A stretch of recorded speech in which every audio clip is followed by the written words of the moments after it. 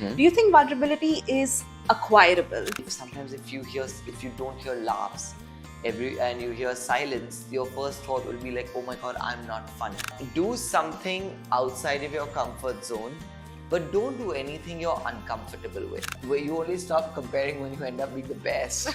I'm not saying break those boundaries, but take risks, explore maybe within those boundaries, maybe sometimes break out of one, see where it goes. Hi, everybody. So, we're with Neville Bharucha. He is an improv artist, a comedian, a storyteller, a teacher, facilitator, and one of the bats of Bollywood as well. So, thank you for doing this. Thank you for having me. So, I wanted to start by asking that improv requires a good amount of vulnerability. Do you think vulnerability is acquirable, and how so? Vulnerability usually depends on your preconceived notions about yourself, the environment, what you're putting out, what you're saying. So I would say it depends on how you feel. Don't be afraid of being vulnerable. It is easy to overcome and it's easy to get past very easily. And can it be turned into a strength in some way, this vulnerability? I would think so. I think when you're vulnerable, you're most open. And when you're most open, I feel you become very authentic. And I think that authenticity is what's so great about a lot of the improv scenes, a lot of the work we do. It's real, it feels genuine. And the second I feel you open up to someone instantly feels comfortable and they'd open up to you as well. Exactly. So that reciprocation, since you brought it up, do you think improv in some ways makes you less self-centric because you are also focused on your partner and the people around you? So in some ways, it makes you less self-conscious as well? Absolutely. I think it's a great way of what I tell a lot of students and a lot of people is it widens your peripheral vision. So it makes you aware of everything in the room, everyone in the room, how people are feeling, how people are listening, how people are responding to what you say. And I think that can be great because you can do something with that. It can also be very unnerving because if you don't hear laughs and you hear silence, your first thought will be like, oh my god, I'm not funny. It might not be that, it just might be that people are listening intently. So I tell people to be comfortable with the silence and just be aware of the room always. That's, I think, a good rule of thumb. Just be aware of the room. And this unnerving feeling that you spoke of, how do you sort of create a safe space in your class to deal with that? A lot of people come in class to overcome a lot of stuff, overcome stage fright, overcome nervousness, overcome anxiety, overcome social awkwardness. Some people come to class just to have fun, just to enjoy themselves, to build up a new skill. And we're putting all these people together. So there will be a fair amount of what you wouldn't normally do. So I always sort of tell people, do something outside of your comfort zone, but don't do anything you're uncomfortable with. And I think there's a fine line and it differs from everyone, but it's up to you to figure out. It's a very different feeling to be uncomfortable, and it's a very different feeling to go outside your comfort zone. So I leave that up to the participant. I say, okay, you know where the line is, you do that, and you do how much ever you feel comfortable with doing. That's very interesting because we're always told to like just move out of our comfort zone by all Yeah. these motivational speakers, but then there's a point beyond which it's counterproductive. So how do you establish that line? I can't establish that line. Right. It is up to the individual to establish that line. I don't know how to explain it. It's a feeling, and you'll know when it's outside your comfort zone, and you'll know when you don't want to do it. Like, I remember I'm not comfortable speaking in Hindi because I know my Hindi is terrible. So sometimes I'll just sort of stay away from it.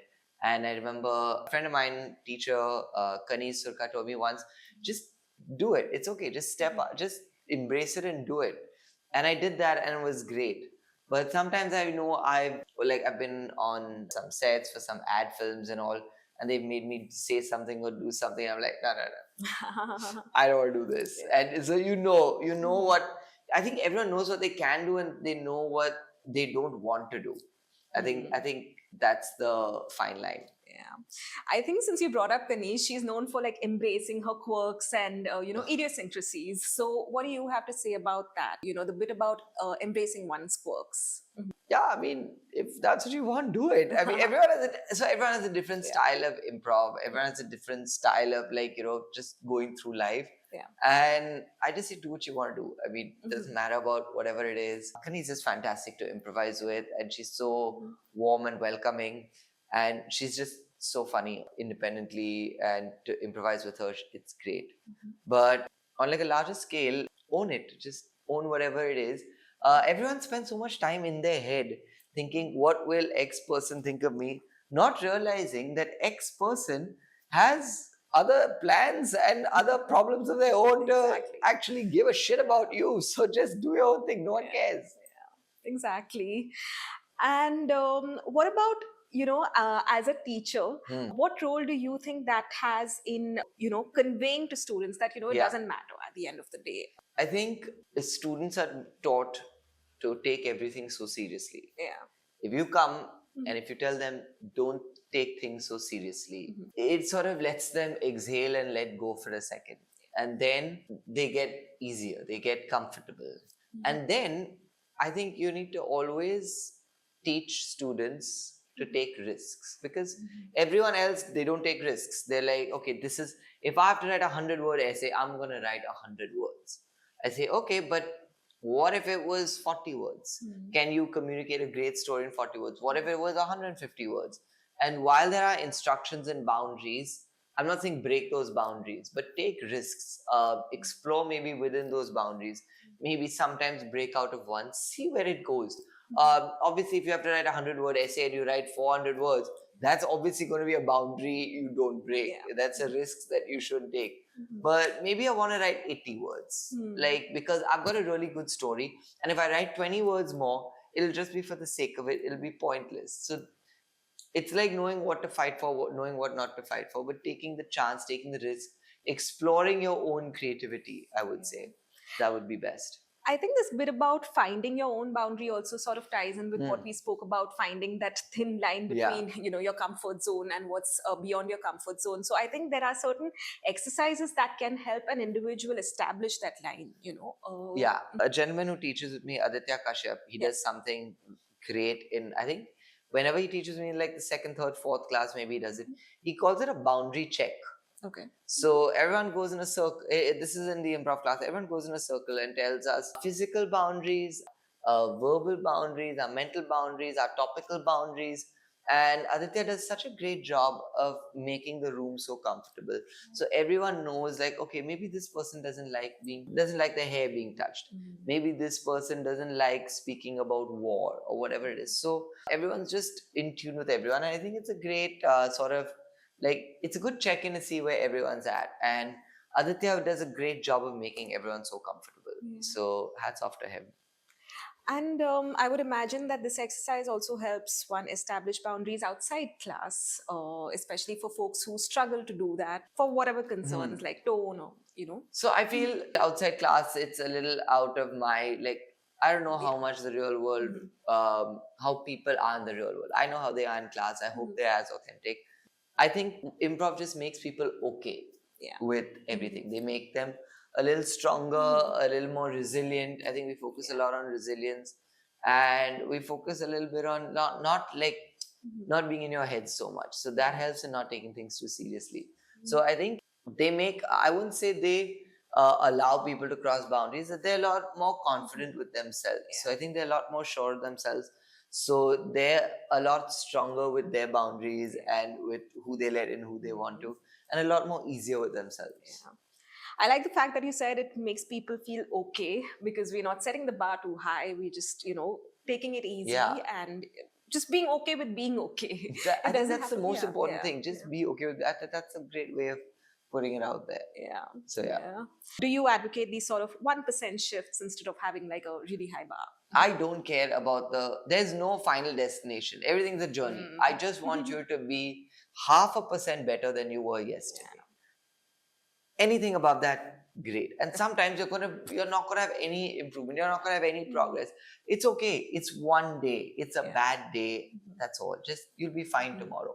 So whether you're performing on stage, whether you're coming to class, whether you're doing anything, just always look at, okay, we're just gonna get slightly better. And I tell a lot of parents whose kids I teach, a lot of them ask like, when will my child become? I was like, no one cares about that final thing. No one's going to be like an author. I teach creative writing. No one's going to be an author. No one's going to be an actor. We just want him to be better than he is yesterday. We just want her to enjoy the process more than she did yesterday. And that's enough. Stop putting your stupid, unrealistic expectations on your children. So actually, since you brought up the bit about comparison among kids, I think we sort of grow up with that idea, even though it's not as explicit as when we're adults. How do we avoid falling into that comparison trap? Well, you only stop comparing when you end up being the best. Solution to everything. Just be better than everyone. Yeah, and if you're not, then just find different people. No, I find it's a long race, and you're going to be ahead sometimes, you're going to be behind sometimes. At the end, it's just with yourself. So sometimes you're ahead, sometimes you're behind. Just treat it equal. Like, don't be too excited when you're ahead, don't be too upset when you're behind. Be equally okay with everything, and you're fine. I think there's a poem by Rudyard Kipling it's called If. And I love that poem. It's my favorite poem. And I think I have only one favorite poem. I don't like any other poem. It's just this. And I hate all other poems. No, so in If, I think it says, the lines are something like, treat victory and disaster with the same, as the same. And I think that's a great thing. Even there's an Aerosmith song, Dream On, that says, you've got to lose to know how to win. And it's it's a leveler. And I think that's so important. And this ultra competitiveness is great when you're competing for something. But at the end of the day, don't take everything so seriously. Yeah, that's all. I don't think I could end on a better note than If by Rudyard Kipling and Dream On. So I'm sure you could, but it's a good full stop. Okay, teacher. I'll find that out after I attend some of his classes, how to end the interview on a better note. But for now, do you have any final message or takeaway from, for especially folks who are freaking out? They kind of want to attend your class, but they're super conscious. I always tell people, what's the worst thing that will happen if you come to the class? They usually don't have an answer. But in my head, worst thing is you'll waste your time and you will lose your money. You will waste your money. You have more time. I mean, you have enough time ahead, and you'll always be able to have more money. So do it. You'll figure stuff out along the way, and don't come with an agenda. Don't say, I want to get over my stage fright in 8th class. I said, you come and because if you come with an agenda, there's so many other things that you might miss out on. So many other learnings, like working with people, like listening better. And I think if you just come with an open mind, just come excited. It's just 4 weekends, and those 4 weekends happen so fast, and if you miss one, you can always come again. And it's a great community to be a part of, and I just attribute that to all the other people who've stuck around, who keep coming, who always show up, and it's just so fun to have them a part of it. Yeah. And the point about, not being hyper focused on the fact that you want to get over something in, these so-and-so classes. It reminds me of this video that I saw, one of the only motivational videos that I actually liked, about this person playing tennis and focusing just on the net, and every time they'd hit the net. But there's so much beyond that to focus on. It's, similar to wanting to get over something. Well, there is a lot of other things to instead focus on. Nice. Yeah, exactly. That's great. Yeah. See, motivational videos are not that bad. They're pretty bad. Was that a better note than If by Rudyard Kipling? No, I would have ended with marginally Dream On. better. Yeah, no, I would end with Dream On. Damn.